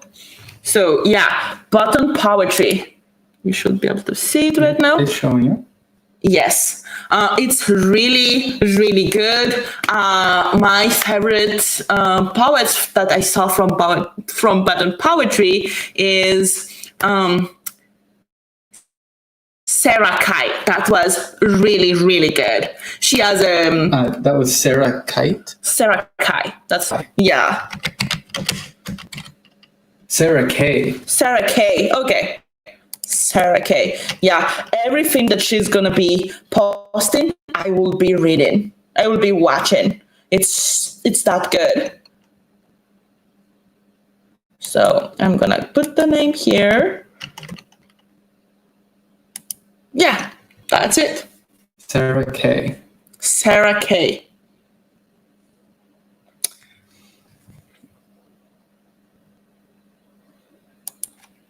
So now let's talk about vocabularies and immersion resources. And kind of like, I just want to say that I am not endorsed or sponsored by any of these third-party apps or websites. I am recommending them because I am using them and I love them. So the number one app that I am recommending is Duolingo. You see me posting about my Duolingo achievements a lot in this page. So I am so proud about my streak, and you can follow me on Duolingo. It's Antonina is my Duolingo username, and I also use Elsa Speak, which is I think the best American English app that I can say. They also do gamification, but it's not as good as the Duolingo gamification. Gamification, yeah. I just use it for practicing speaking. I don't care about their streak or anything like that. but I really, really love that they are giving me a very broad range of topics. They have like software development topics there. When they speak, I can say as a native English speaker, they do sound. I do not hear an accent when they speak. Yeah. So they have a very good English accent, American English too. Yeah, definitely. It's really good. It's not British English, which most people will have learned, and they do use the proper American idioms. Yeah. They do sound like native speakers when they talk in there. Yeah, and they are teaching like business English, a lot of things. And the next one will be, and this next one, I've used it when I was in Madagascar, and I stopped using it when I come here because I have access to the internet. But Mozalinga apps, they work offline. They have like one app for every single objective that you can do for the language, which is like, it's fine, but the reason I love Duolingo is I can switch between the different languages in the same app. For Mozalinga, I need to have one app to learn vocabularies, one app to practice for a test, one app to learn Spanish, another app to learn German, and it's a lot of apps. But if you don't have internet, Mozalinga app is still the best app that you can use. You just need internet to download all of those apps, and you can use them offline, and all of the links still in the workbook. Both Duolingo and ELSA require internet, although I'm not sure if you can download any of the ELSA and then use it. No, you can't. Okay, so you have to be online while you're doing Duolingo and ELSA. Yeah.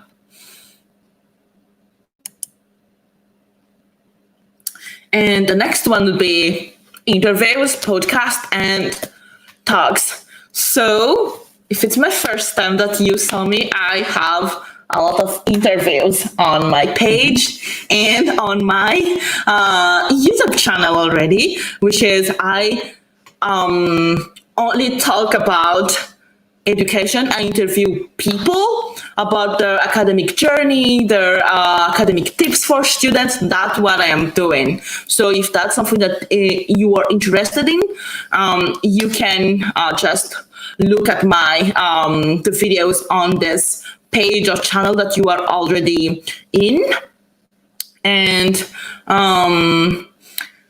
what I like also about my page is that there are people who are like having different level of English, and you can see that even if they don't speak English fluently, or if they don't speak like perfectly, like their enthusiasm, that's gonna inspire you a lot to be like, okay, I want to be that person. Like, I can do that. That person looks like me. That's an actual Malagasy person. Look how that's like my level of English. If they can do it, I can do it too. So that's like boosting your motivation to see people like you that is not afraid of speaking. So I really recommend. And there is also 6 Minute English by BBC. That's for British English. If you like podcasts, you can basically any of your topic of interest, and you just add podcast, and you can do that. You can search that. You are gonna see a lot of things. You can listen to podcast on Apple Podcast or Spotify. Mm-hmm. Can you tell us about our favorite podcasts? Our favorite podcast? Well, I know that we listen to, what is it, Españolistas? Españolistos. Listos? Yeah. Which is a podcast in Spanish talking about different grammar in Spanish, each one, or sometimes they'll talk about a story or something like that. And they'll explain a topic in there.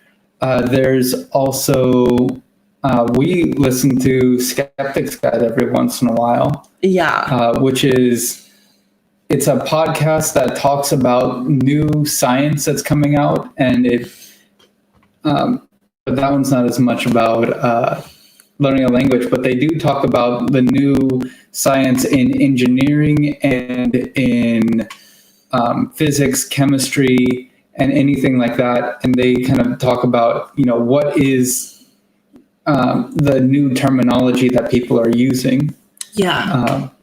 What other podcast were you thinking of? Radiolab. Radiolab? Oh, yeah. Radiolab is really good. Radiolab is an excellent storytelling podcast. So they're also kind of like a news where they talk about, this is a story that we found, and they report on this story, but they are very good at making it almost like a radio drama where it feels like you're listening to a story, and it's very entertaining.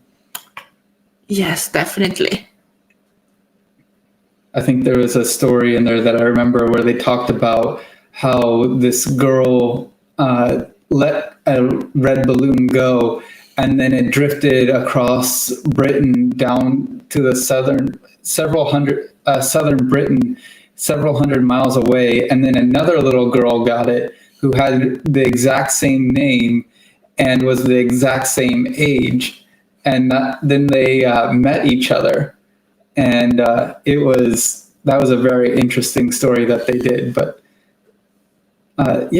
things like that, anything that can look at talks that are interesting to you, because when you talk about things that are interesting to other people, that can also really engage other people. And even if you don't speak English well, it really comes through when you talk about something that you're interested in. People will still know that you are really interested in this topic that you're talking about. And it makes people say, I'm going to figure out what he's saying. I want to know what he's talking about. Because whatever it is, if he's interested or she's interested, I want to be interested in this too. Yes. And last but not least are TED Talks. Do you love TED Talks, Tony? Yeah, I like TED Talks. What is your favorite TED Talks? I don't have a favorite TED Talk. Okay. I don't really listen to TED Talks that often. Yeah. But when I do, they're usually very interesting topics. So it'll usually be that something leads me to a TED Talk video, and then I'll say, "Ooh, that was really interesting," and then I'll just start watching a bunch of TED Talks. But they almost always have some interesting things to say. And it's because they are also talking about something that they are very interested in. And it makes me want to listen to a lot of them. And so they also tend to take very complicated topics and talk about them in an easier way to understand. So it can also be a way to learn the language and kind of get a little bit of understanding about the technical terminology, because they're going to be explaining it in a easier, in a more simple English, or a more simple way in that language. Yeah. I have, I would say, two favorite TED Talks. The first one is this, a TED Talk by, I don't know if I'm pronouncing it right, Chimamanda Ngozi Adichie, which is called The Danger of a Single Story, which I'm gonna write here. You want to put it into the chat, or no? Probably. Yeah, I can just put it here. So that's it. The Danger of a Single Story. That's the first one. And my second favorite TED Talk is the TED Talk by Professor Luis von Ahn, who is the founder of Duolingo. Like, I love that TED Talk a lot, where he's talking about like why he was creating Duolingo, and like why did he choose to teach English instead of like teaching people to use computers, because he's a computer science professor. But that was like really interesting, and I highly recommend you guys watch those two TED Talks. And you can see that's how I speak when I am interested in a subject. Next one is there is this MOOCs or Massive Open Online Courses by the US Department of State, and they open every year, and they are very good. They use Canvas to deliver it, and they have like a lot of videos, a lot of exercises, and they give you certificates at the end. It's really, really good. I took 4 classes with them. The number one, I think, is the English for STEM. And I think I got like English for teaching, something along those lines. Mm-hmm. But I don't remember the other one. That was like maybe 2 years ago. But it's really good. I highly recommend it. But that's the U.S.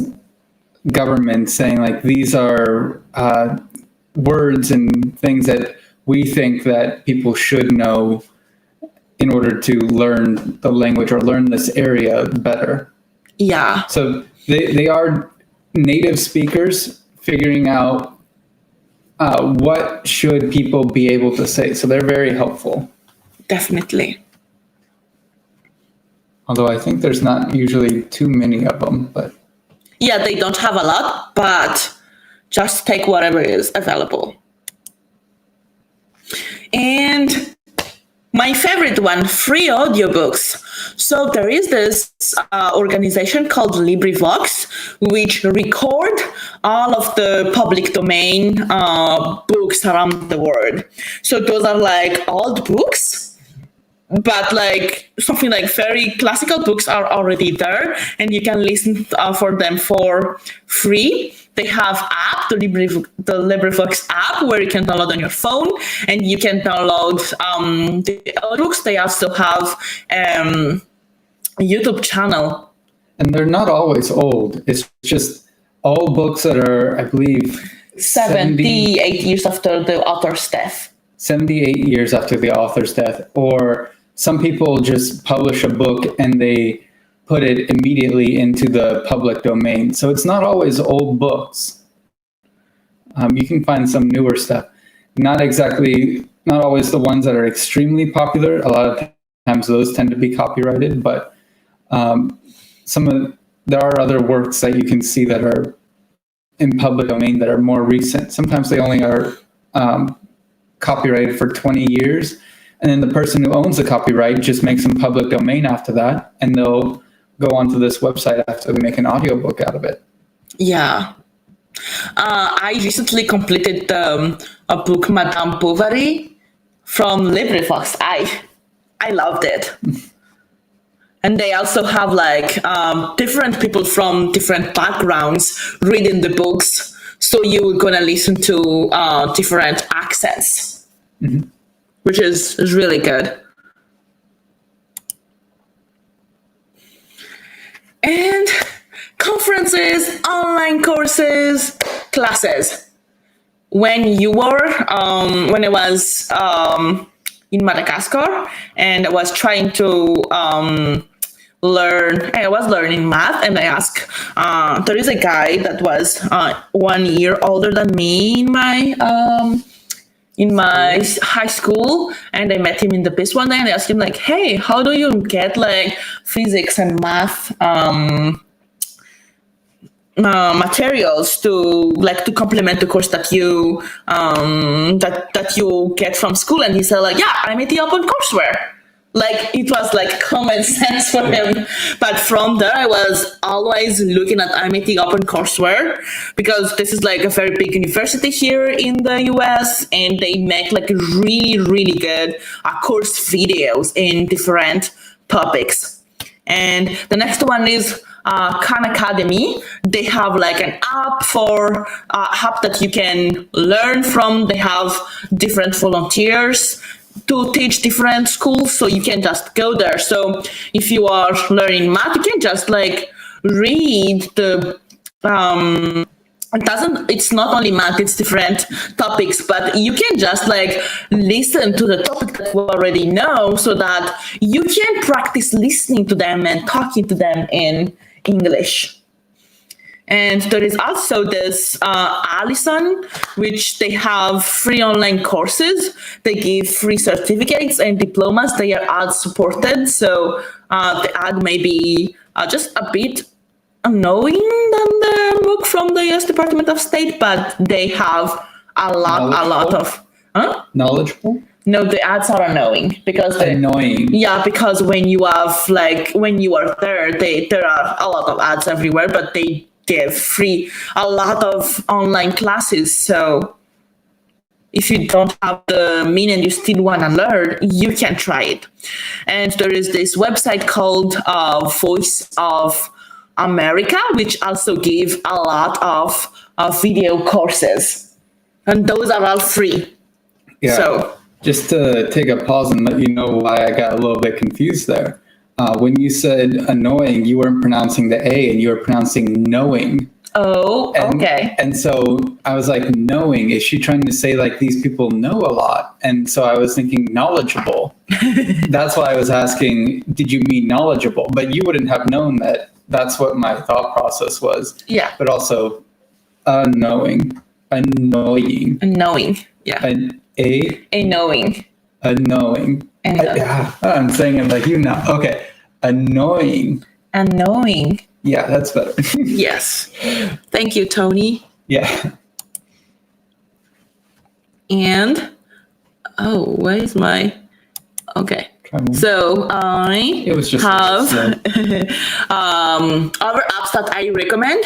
So I use this app called Trello. It can help you keep track of your progress, but if you have data or Wi-Fi, that's when you can use this. I also use Notion. So Notion is kind of like they are trying to be like one size fits all app.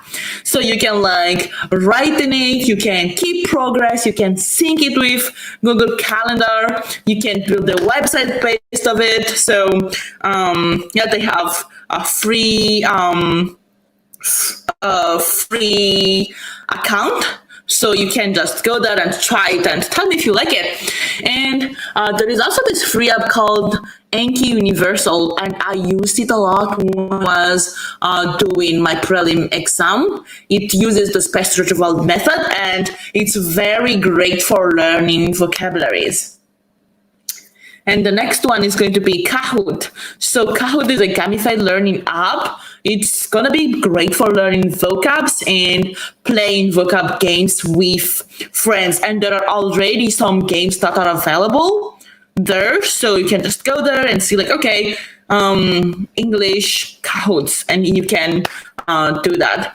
And this last app right here that I have is Focus To Do. So that's like the app that I use to time my tasks so that I can keep track of all of my timed activities. So you can use this when you're going to do like, okay, I'm just going to be writing for 15 minutes in English, and you can put the app for 15 minutes and you are going to see like the countdown timer going there. And or you can do like, okay, I want to see how many time I've been spending on this project. Then you can like count how many Pomodoro units did you use. But this is really good. I highly recommend it.